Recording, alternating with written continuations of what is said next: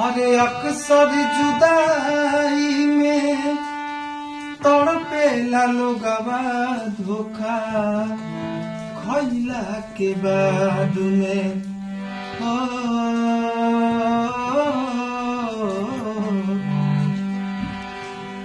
अरे दिनवा तब बीतिए जाला रतिया न बीते हो रहेला विवाद में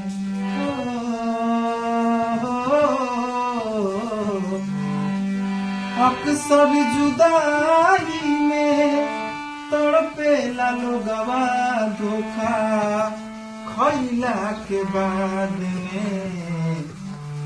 और पुरैन के पात पर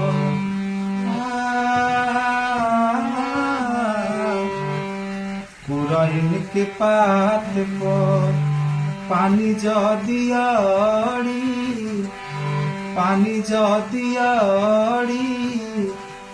करी मोहब्बत फेरा में पड़ी दिल के दर्दिया।